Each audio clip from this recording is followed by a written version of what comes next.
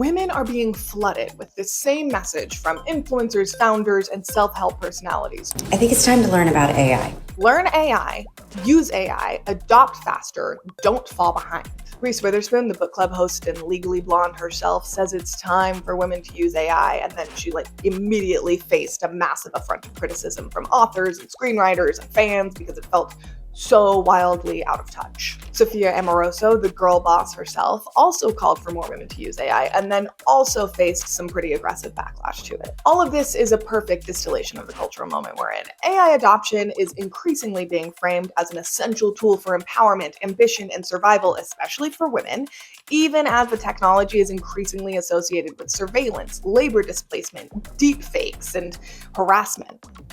It should come as no surprise that many of the people who are championing this also championed girl boss feminism.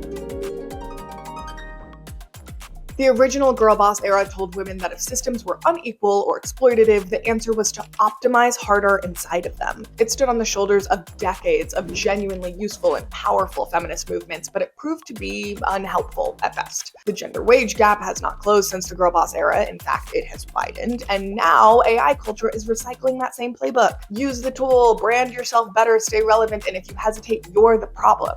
In the cut, Angelina Chapin calls this the Girlbossification of AI. I felt like we really needed to dig into why women like Reese, rich, wealthy, white celebrities, were adopting this sort of vibe towards AI. And she's not the only one. So Mel Robbins also made a video. Demi Moore, Sandra Bullock have been interviewed about AI. And the echoes of sort of that 2000s, 2010 hustle culture, girl boss culture, which stem from Lean In, are just unavoidable. And obviously we know this technology is so complicated, and there's so many moral issues with it. Any kind of inequality this technology seems to exacerbate. So the difference between how she was sort of like, this is just a fun thing that we should all adopt, and for anyone who's been paying attention, the reality and the implications of adopting this technology were just mind-blowing to me. Take Sheryl Sandberg's feminist organization Lean In, which is focusing on fighting the gender gap in AI adoption, even commissioning research papers on the topic. What Sheryl Sandberg is doing is using words that mirror real systemic issues like wage gap and saying AI gap, and sort of using this academic feminist language that makes you actually think, oh, this is a businesswoman. This isn't a celebrity. This isn't some self-help guru everyone dunks on. This is like Lean In, the organization that cares about women. Many of these women's reasonings, if we take them at face value, is that AI is being adopted everywhere and primarily by men. In order to stay afloat in this ever-competitive job market, women need to adopt AI. Women are getting left behind.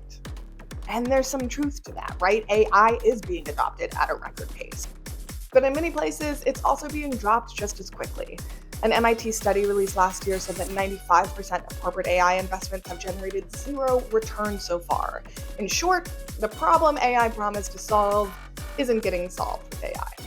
There's another nugget of truth in this. Men do lead every single one of the largest AI companies in the world. Sam Altman is the CEO of OpenAI, Dario Amodei is the CEO of Anthropic, Mark Zuckerberg is the CEO of Meta. But for what it's worth, men also lead most major companies across industries, like fashion brands and wineries and landscaping. So there's the question of whether this technology is actually as powerful and helpful as it purports to be. There are differing opinions on this. It's pretty great at pattern recognition and repetitive tasks, but it's also pretty great at making stuff up and hallucinating. Some researchers argue that AI isn't even that powerful either.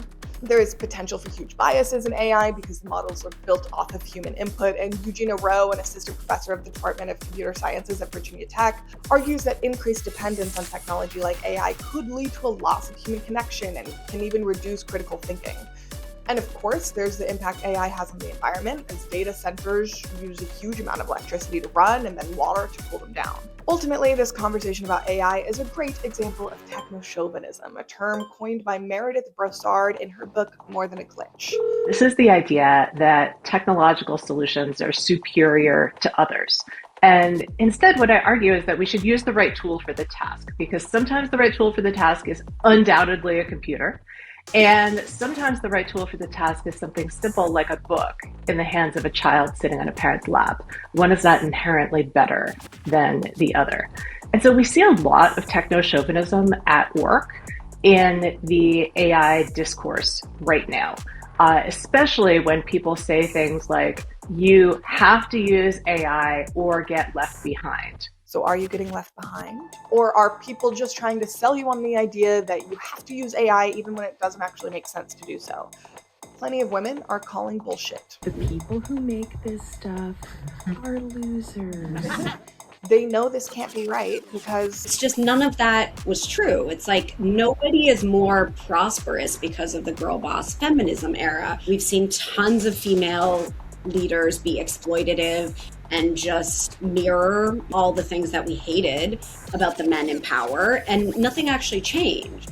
So when they're saying, get on board with AI, this is yet another thing that the guys are doing that you need to succeed, you just think, well, I don't want to operate within that world. If I really want to be feminist and progressive, what I should be doing is questioning this technology. And it makes sense that women would question this technology. Beyond AI being associated with surveillance, labor displacement, deepfakes, and harassment, these systems also exploit the planet and ethnic minorities and indigenous communities and more. Women have a long history of resisting these kinds of oppressive systems. And at its core, this argument isn't even really true. Men are not using AI much more than women are.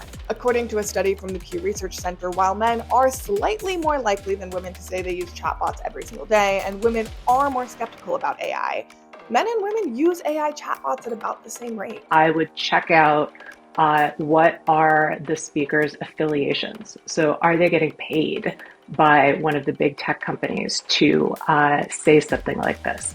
Has their foundation gotten a particularly large donation from an AI company? Or are they friends with the people who run the AI companies? Microsoft paid Mel Robbins through a partnership to talk about AI in her Instagram post, which she does disclose in her caption. And she's not the only one. Sheryl Sandberg's venture capital firm, Sandberg Bernthal Venture Partners, have invested in at least 2 AI startups this year alone. And she backed a health tech startup that uses AI in 2023. Now, of course, not all women involved with this are directly getting paid. It seems like Reese Witherspoon, Sandra Bullock, and Demi Moore are just doing it for the love of the game. But they aren't doing it in a vacuum.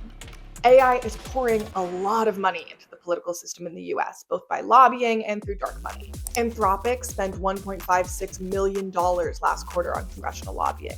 OpenAI spent $1.02 million in the same time period, and all of this is according to Issue 1, a bipartisan political reform group. In all, in just the first 3 months of 2026, 11 top tech companies, including Alphabet, Microsoft, Anthropic, and OpenAI, spent $20 million on lobbying. These are massive increases from the previous quarter. All of the problems that were easy to solve with technology, with digital technology, have been solved, okay? And now we're left with the really hard ones. And something like racism or gender bias is a really, really hard problem. And people have not managed to solve it meaningfully in however many years people have been on the planet. And I'm not optimistic that Silicon Valley types, no matter how brilliant they are, I'm not convinced that they can write code to solve a problem that complicated and long-standing that affects billions and billions of people, right? This is going to be a collective solution, and we need to change the world at the same time that we change code, right? And so in terms of women using AI, what I would say is that AI is not inevitable, and you should use technology for the things that it makes sense to use technology for. And the things that it does not make sense to use technology for, don't use it and don't get suckered into it. Don't get pressured into it.